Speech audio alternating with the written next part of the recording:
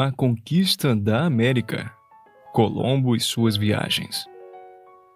O dia 12 de outubro de 1492 marca a data da chegada da frota marítima de Cristóvão Colombo, ao que mais tarde seria conhecida como a América, mas até aquele momento, nem Colombo, nem o restante do mundo sabia que aquelas terras seriam na verdade o novo continente. Mas aí você me pergunta, se aquelas terras eram novas, o que fazia Colombo ali? Como ele chegou naquele lugar? Mais pessoas fizeram essa viagem? Quais motivos levaram um navegador italiano de Gênova a se lançar no mar? Ou ainda, a mando de quem? Não sei. Ficou curioso? É claro! Segue no vídeo que eu te conto que história é essa.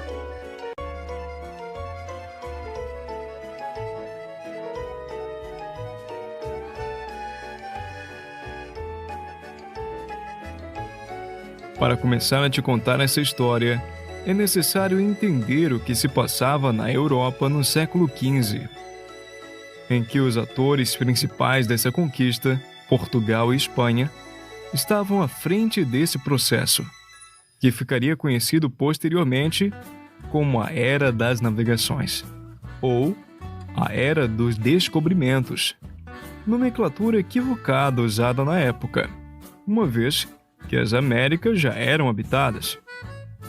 Durante o século XV, ou seja, de 1400 a 1499, o comércio com a região atual Oriente Médio e Ásia era feito principalmente pelo mar Mediterrâneo e era controlado por cidades como Veneza e Gênova. Esse domínio fazia com que os países que precisavam ou desejavam as famosas especiarias, ou seja, produtos variados que a Europa não produzia, tivessem de pagar o imposto pelo transporte dessas cidades. E mesmo que existissem rotas terrestres, o principal meio de transporte, e o mais rápido, era via barco. A situação se agravou com a queda de Constantinopla para os turcos otomanos, que, como primeira medida, fecharam a rota terrestre alternativa aos europeus. Se fez necessária a abertura de um novo caminho para o Oriente, a fim de buscar tais especiarias que eram valiosas demais para os europeus. Nesse contexto, Portugal, que já possuía, assim como a Espanha, uma tradição marítima, se lançou ao mar em busca de intensificar seu plano de contornar o continente africano pelo sul até o Oriente, e por possuir fronteiras terrestres somente com a Espanha, tendo do outro lado o Oceano Atlântico, os portugueses não tinham outra alternativa senão navegar. Sua estratégia de contorno à África pelo sul só foi possível graças ao avanço de suas tecnologias de navegação, que permitiu aos portugueses a conquista de Ceuta, no norte da África, em 1415. A conquista dos arquipélagos da Madeira, em 1420, e Açores, em 1427. Os portugueses começaram a descer o Atlântico pela costa da África, criando entrepostos no caminho.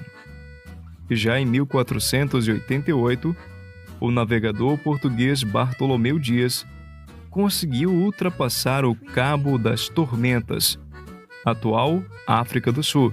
Depois dessa façanha, foi rebatizado de Cabo da Boa Esperança. Pronto! Estava descoberta uma nova rota marítima para o Oriente e a Índia. A Espanha também tinha interesse em uma nova rota comercial com o Oriente, mas possuía algumas questões que precisavam ser resolvidas antes disso. Ocorre que, nesse contexto, a Península Ibérica, ou seja, a região da Europa que abrange Portugal e a Espanha, sofriam desde o século VIII com a invasão muçulmana, iniciada a partir de 711 a.C. através do norte da África e que, durante alguns séculos, dominaram boa parte da região. Assim, enquanto Portugal, que já havia expulsado os muçulmanos de seu território, iniciava suas descobertas pelo mundo, os espanhóis ainda estavam em guerra com eles para expulsá-los de seus territórios. Esse período também é chamado de Reconquista e foi concretizado pelos reis espanhóis do período: Isabel, do Reino de Castela, e Fernando, do Reino de Aragão, os reis católicos que se uniram formando a Espanha. Assim, após a conquista da cidade de Granada em janeiro de 1492, os espanhóis poderiam voltar sua atenção para o mar, tal qual Portugal já havia feito. Assim, Colombo partiu no dia 3 de agosto de 1492 para o leste, através do Atlântico, em busca dessa nova rota para a coroa espanhola. Sua expedição contava com 3 navios das caravelas: o Pintal, a Nina e a nau Santa Maria. Colombo faz uma parada nas Ilhas Canárias para a manutenção de um de seus navios, e no dia 12 de outubro de 1492 chega a Guanahari, nas Antilhas. A ideia de navegar até o Oriente já existia na Europa e foi incorporada por Colombo, que acelerou o processo uma vez que Portugal já havia há tempos começado a navegar o caminho do Oriente. Colombo era um navegador experiente e acreditava ter chegado ao Oriente, mas na verdade havia chegado ao que hoje conhecemos como Caribe, na América Central. Recebeu a autoridade dos reis espanhóis para tomar as terras que encontrasse em nome da coroa, atuando como governador-geral e vice-rei, além de almirante daquela esquadra. Após chegar à ilha de São Salvador, o navegador se depara com um povo que vivia naquela ilha e os denomina índios, pois acreditava realmente ter chegado à Índia, no Oriente. Segue viagem, então, para a ilha que atualmente conhecemos por Cuba. Depois, a ilha denominada Hispaniola, hoje São Domingo, onde tem uma de suas embarcações, a nau Santa Maria danificada, e, com os destroços, cria ali uma feitoria, ou seja, um posto avançado para ajudar as próximas expedições, deixando lá cerca de 40 homens de sua expedição, de mais ou menos 87 homens.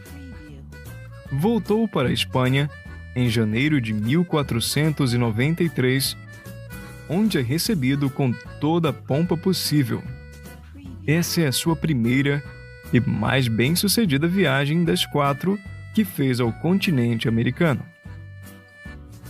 No mesmo ano de 1493, Cristóvão Colombo parte de novo rumo à América, só que dessa vez com mais navios, dinheiro e pessoal.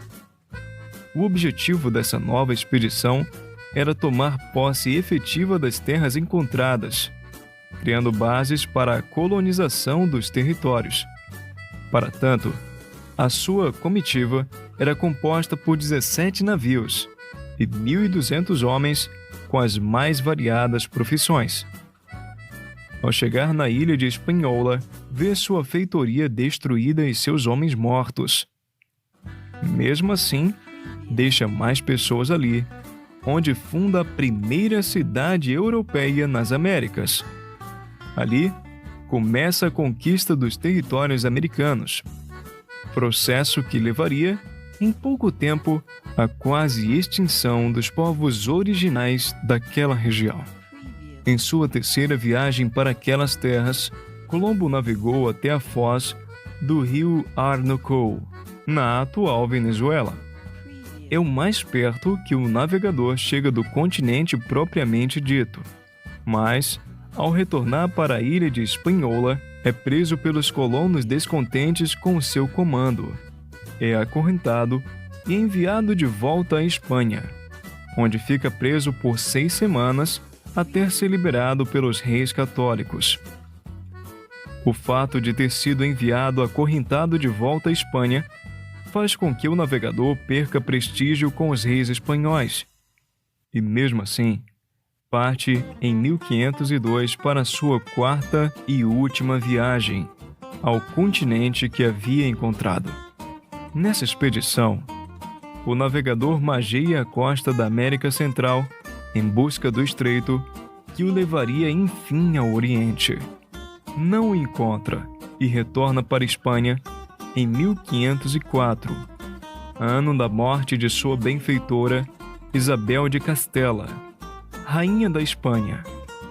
Sem ela, e acreditando ter chegado próximo do Oriente, sem realmente ter feito isso, morre em 1506.